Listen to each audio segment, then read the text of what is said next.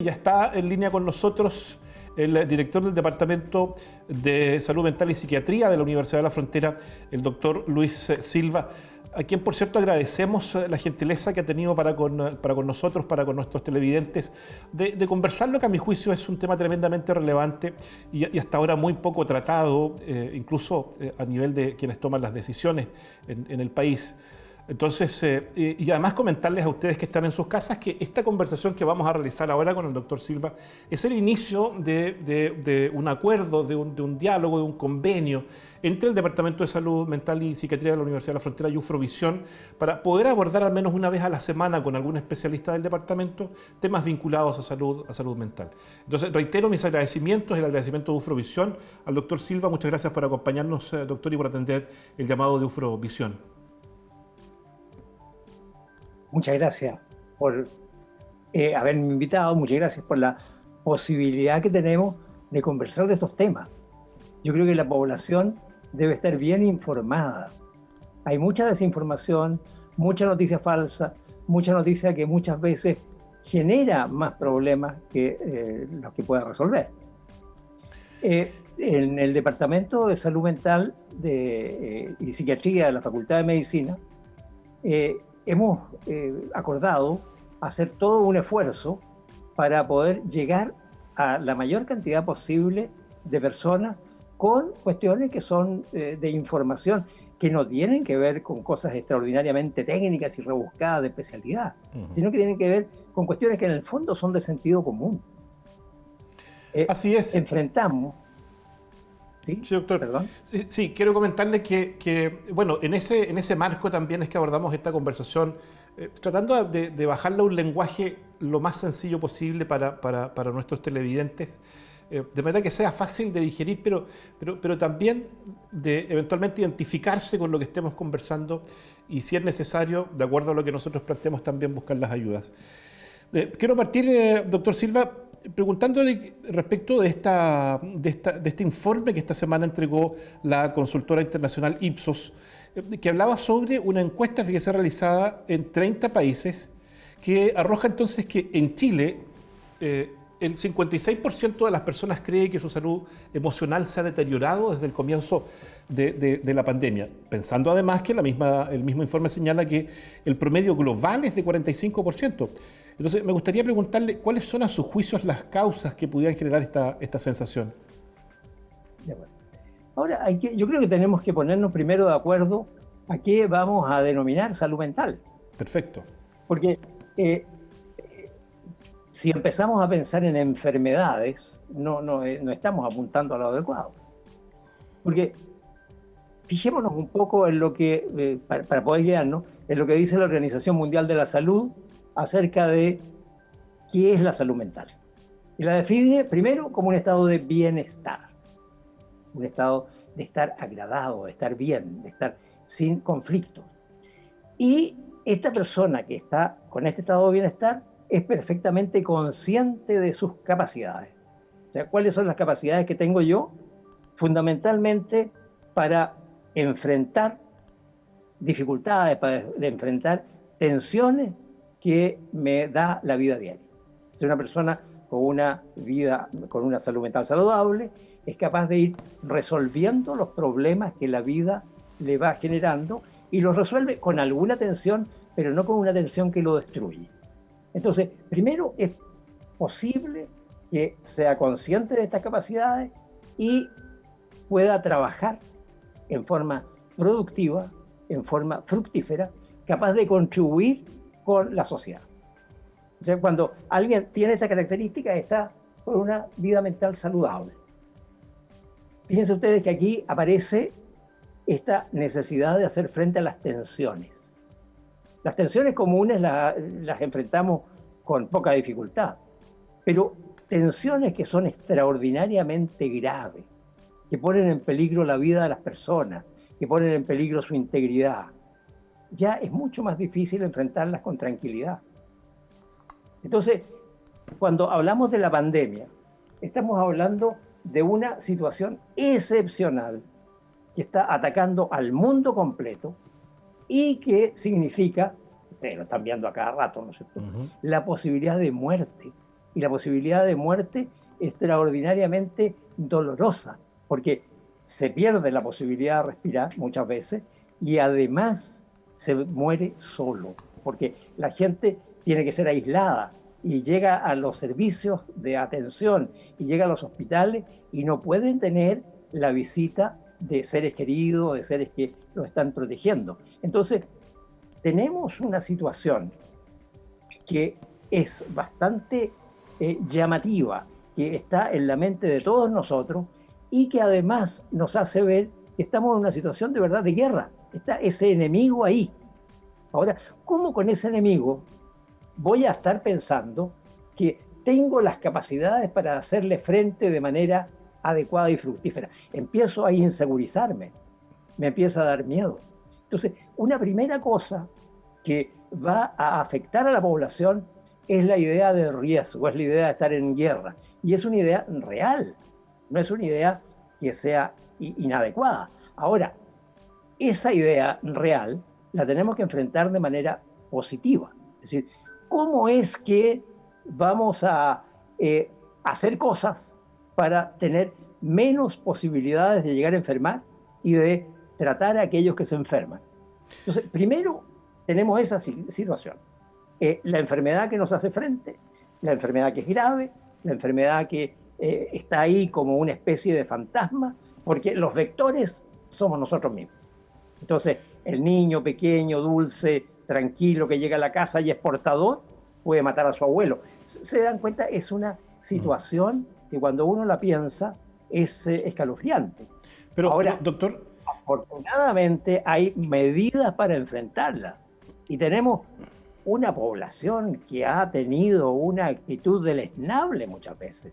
Se sabe que estamos en una situación de guerra y que la primera cosa que tenemos que hacer es cuidarnos del enemigo. No podemos abrirle las puertas al enemigo, no podemos ser quinta columnista. Tenemos que impedir que el enemigo llegue. ¿Cómo lo impedimos? Quédese en casa, que parece una monserga. En realidad es el consejo más adecuado. Entonces, cuando nos hacen esta encuesta y percibimos que estamos en este riesgo constante, es lógico que digamos que este estado de bienestar y de posibilidad de manejarme con mis propias capacidades se hace añicos. Entonces, la cantidad de gente comprometida en su salud mental en este momento es enorme.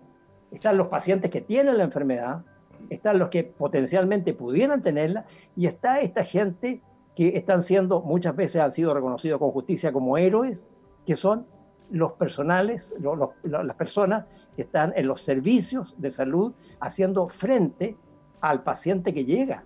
O sea, ahí está identificado el enemigo, viene el enemigo con esta persona que hay que salvar. Y yo puedo contaminarme con este enemigo. Y esto todos los días y muchas veces al día, con la necesidad de tener que volver a la casa y entonces a lo mejor llevarme el enemigo a la casa. Doctor, es una cuestión entonces dada esta tridimensionalidad de la pandemia que usted plantea, ¿no? Se genera, por cierto, un contexto de incertidumbre que está determinado por la pandemia y lo que acarrea la pandemia, es decir, las cuarentenas, la inseguridad laboral, la pérdida de empleo, la escasa ayuda, por otro lado, del Estado cuando nos sentimos desprotegidos y, por cierto, la pérdida de la interacción social, el tener que quedarnos encerrados en casa. Entonces, ¿cuáles son las patologías mentales o estos cuadros que pueden aparecer en este contexto en la población? Bueno, una posibilidad es que lo veamos desde la psiquiatría, o sea, ¿qué nombre le pongo a lo que estoy viendo? Y la otra posibilidad es que lo veamos desde el sentido común. Porque si yo empiezo a pensar en qué nombre le pongo a lo que tengo, ¿qué he visto en la consulta y qué han visto mis colegas que aumenta? Naturalmente los cuadros de naturaleza depresiva. Los cuadros ansiosos están aumentando mucho. Ahora se ha dado con mucho mayor frecuencia una enfermedad que es bastante limitante, que se conoce como trastorno por estrés postraumático o trastorno por estrés agudo. ¿Qué es esto? El trastorno por estrés postraumático o trastorno por estrés agudo es el cuadro clínico que aparece cuando una persona es espectadora de la muerte muy, muy cercana. que él mismo va a morir o que otros están allí y que pueden morir o han muerto. Por ejemplo, cuando uno está en la playa y se retira un poco el mar y después aparece una pared de 20 o 30 metros que se aproxima y que se lleva a mucha gente, los que quedan vivos quedan tremendamente afectados porque fueron testigos de esta posible muerte. Bueno, cuando estamos viendo en la televisión, cuando estamos viendo en los medios, cuando estamos viendo directamente cómo la gente muere y cómo podemos morir nosotros, y muchos hemos perdido gente conocida, amigos o parientes, bueno, la posibilidad de hacer este tipo de trastorno de estrés postraumático es enormemente grande. Entonces, tenemos estos cuadros que estamos diciendo y además tenemos todas las dificultades que surgen por el hecho de estar aislado, por el hecho de haber perdido la rutina, de estar haciendo una vida absolutamente diferente. No solo por la posibilidad de morir, sino por el cambio de la rutina. El cambio de la rutina que me lleva muchas veces a un actuar absolutamente inadecuado, como por ejemplo querer salir del aislamiento a través de fiestas, estas fiestas clandestinas que vemos constantemente, donde mucha gente enferma y que naturalmente no se entiende desde la salud mental, sino que desde la enfermedad. Muy bien. Continuamos conversando con el doctor Luis Silva, director del Departamento de Salud Mental y Psiquiatría de nuestra Casa de Estudios. Doctor, ¿cuándo, en qué momento, qué sensaciones se nos están produciendo, qué motivaciones, qué pensamientos tenemos en nuestra cabeza, o bien qué miedos o temores estamos teniendo también? ¿En qué momento entonces es necesario efectivamente tomar la decisión de consultar a un especialista? Yo creo que eso hay que tenerlo en cuenta para no sobrecargar los servicios, porque si digo, todo aquel que tiene un problema de salud mental debiera consultar, estaríamos absolutamente abarrotados. Porque si uno mira alrededor, si uno mira la casa, mira al pariente cercano, al papá, a la mamá, muchos están con una ansiedad que es evidente, pero es una ansiedad que pueden manejar. O sea, cuando uno puede manejar ansiedad o depresión, naturalmente que no tiene que consultar, que uno tiene que arreglar lo que es la rutina diaria, tiene que entretenerse y tiene que tomar las medidas preventivas necesarias para no enfermar. Pero mucha gente es sobrepasada en su capacidad de manejo de la ansiedad, del manejo de la tristeza, del manejo de esta sensación de fin de mundo. Y entonces empiezan a tener problemas en la vida diaria, pierden el sueño, se sienten permanentemente angustiados, se hacen ya un verdadero peso para el resto de las personas que están cerca. Ese debiera consultar. O sea, cuando uno se pone sintomático en lo depresivo o en lo ansioso o en esta pérdida de sueño, de apetito, de cosas que tienen que ver con el organismo que lo va comprometiendo, debiera consultar. ¿Le parece a usted que esta consulta que uno debiera hacer al especialista, cómo se hace con los sistemas de salud público hoy día colapsados, producto también de la pandemia, ¿no? Donde la salud mental ha quedado relegada a tercero o cuarto plano? Los servicios de atención primaria de urgencia, por ejemplo, están prácticamente cerrados con estas atenciones de salud mental. ¿Qué le decimos a la gente hoy día? Si usted quiere consultar, siente que no puede controlar efectivamente estas sensaciones, estos temores, estos miedos, estos llantos, ¿dónde consulta?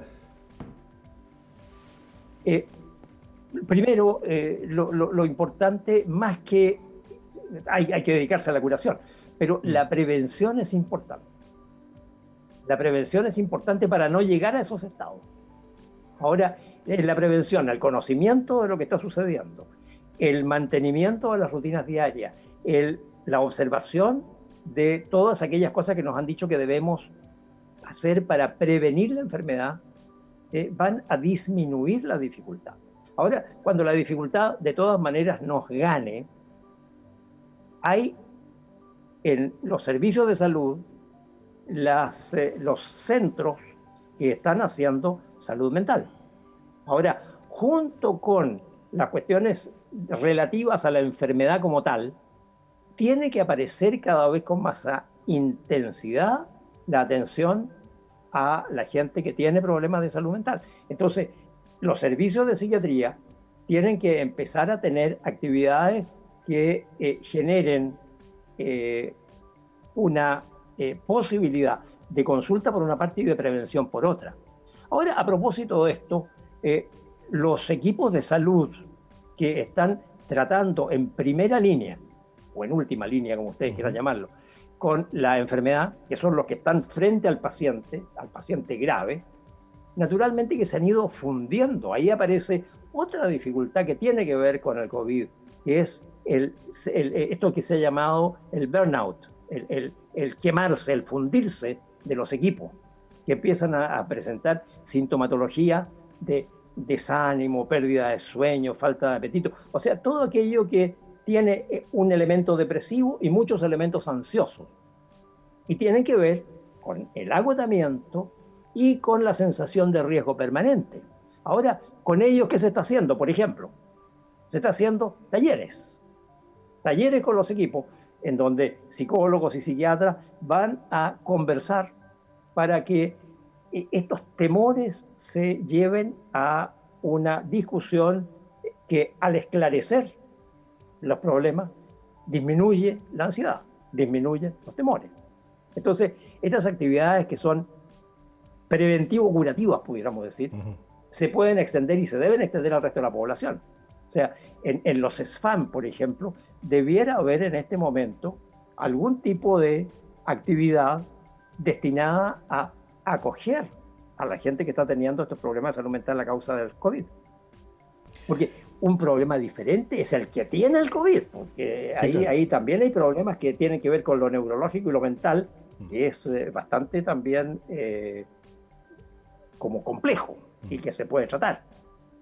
O lo que está pasando con los niños, en cuanto a cómo ellos están conceptualizando la enfermedad, ven a los adultos que están asustados, además ellos no pueden salir y además están teniendo absoluta lejanía de sus compañeros de curso y están en estos sistemas de educación que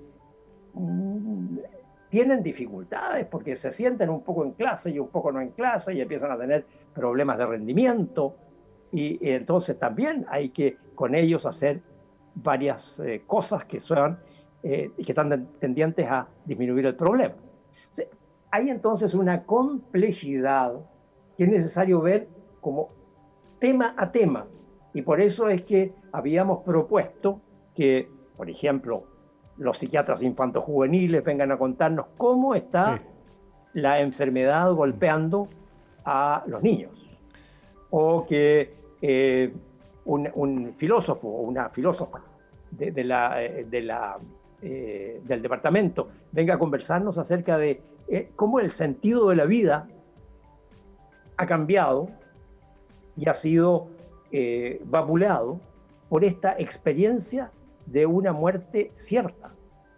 Están viviendo con la muerte todos los días, que nos tiene acongojados.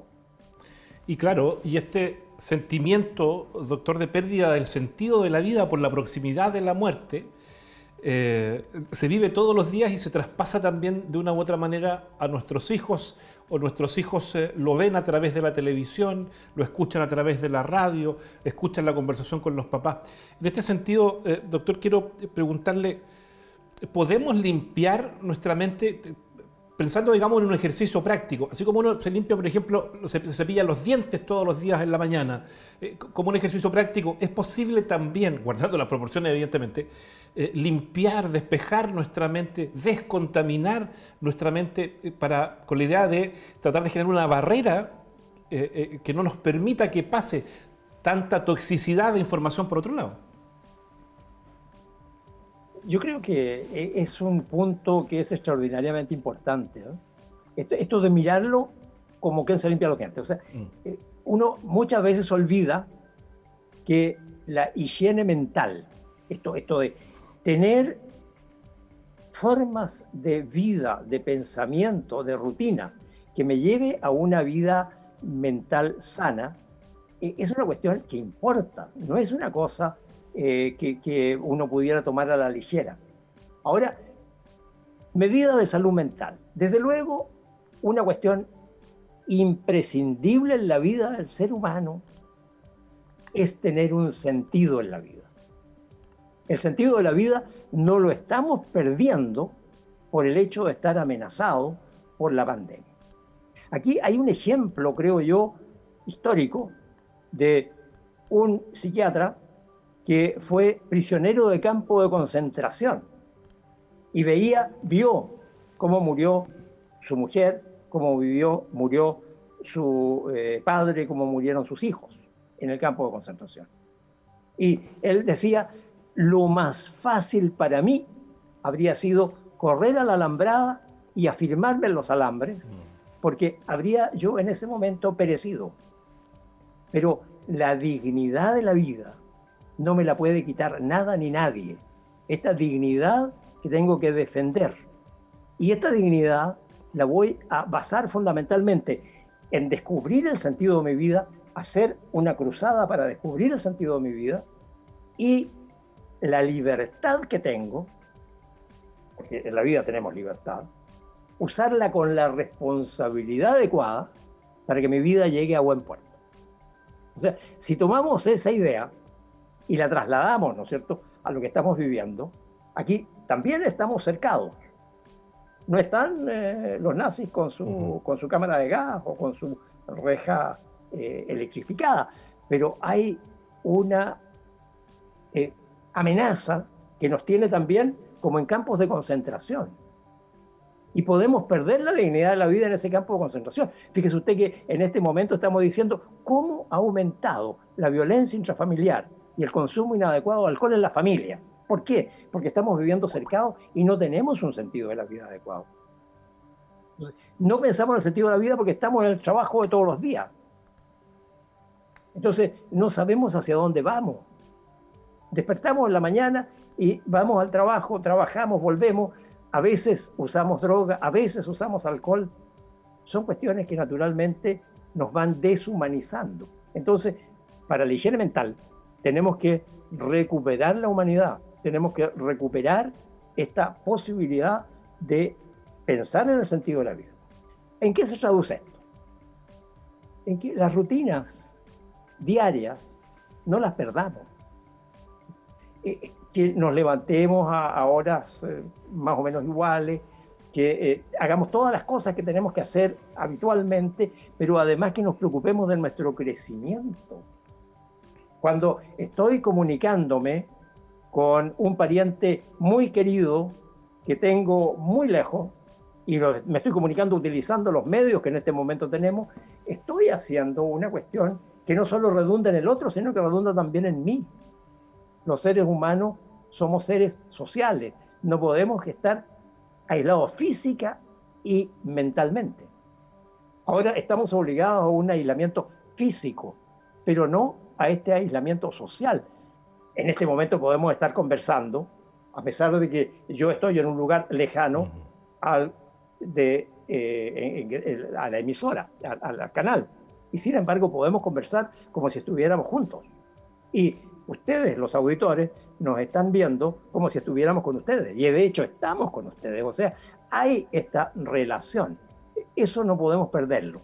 Entonces, no perder la rutina, no perder la vida social, no perder el sentido de la vida en el sentido, ¿qué quiero hacer con mi vida? ¿Qué quiero hacer con mi profesión o con mi trabajo? Ahora, hay mucha gente que en este momento está con el grave problema de no tener trabajo, de no tener posibilidad de encontrar trabajo, de estar con un problema económico enorme y obviamente es una nueva carga a las otras que ya hemos señalado. Como ustedes se fijan, el problema es complejo. Entonces, cuando hablamos de la higiene mental, es hacer frente a todo esto. Y cuando nos hablan de que nos llega un bono, que nos van a dar tal o cual ayuda, bueno, en algo sirve, pero no es la solución.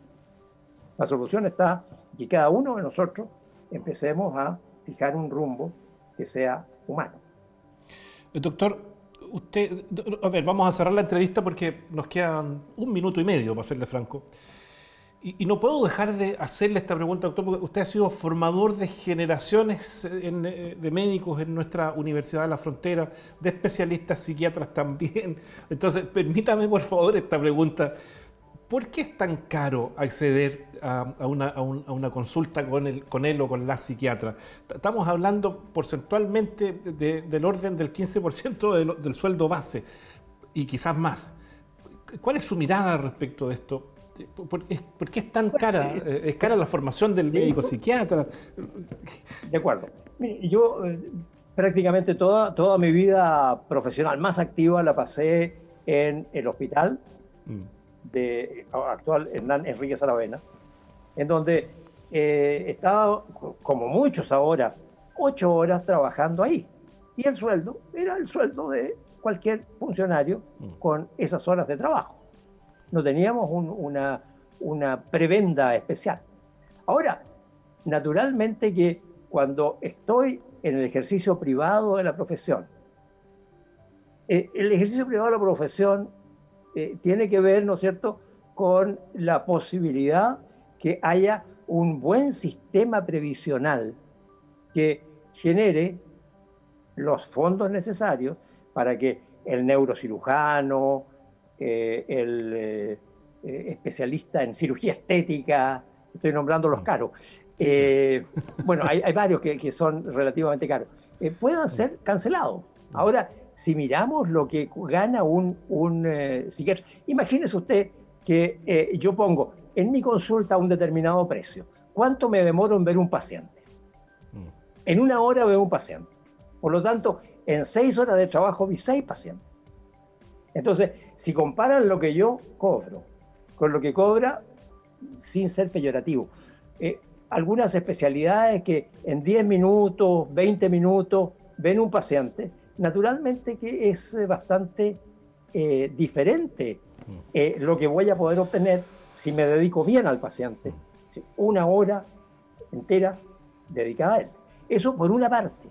Por otra, fíjense ustedes que en la formación nuestra están los 7 años de medicina, los 3 años más 2 años de beca, por 3 años de formación y 2 años de práctica. Una vez formado, son 5 años de especialización, y después los años de subespecialización. O sea, si yo quiero ser especialista en enfermedad bipolar, tengo todos los años que dije, más los años que me voy a hacer para formarme en especialista en enfermedad bipolar. O sea, las subespecialidades, naturalmente que requieren mayor tiempo de formación. ¿Cómo me formo? Sí, doctor, mi pregunta también tenía que ver, digamos, y como tema de fondo quizá, es decir, no criticando por qué, digamos, el tema lucrativo, eventualmente lucrativo, digamos, de un psiquiatra, sino más bien tenía que ver también con que, por otro lado, el Estado tampoco tiene hoy día un sistema de salud que le dé la importancia que merece el tema de la salud mental. Doctor, quiero agradecerle nuevamente su aporte, su compañía, su presencia con nosotros hoy en Ufrovisión. Insisto, esta es la primera de un inicio de conversaciones que vamos a tener con sus colegas del Departamento de Salud Mental y Psiquiatría de la Universidad para poder abordar efectivamente ya de manera más profunda, tal como lo hemos hecho hoy día, estas temáticas de tanto interés para la población regional y para la población nacional. Muchísimas gracias de nuevo, doctor.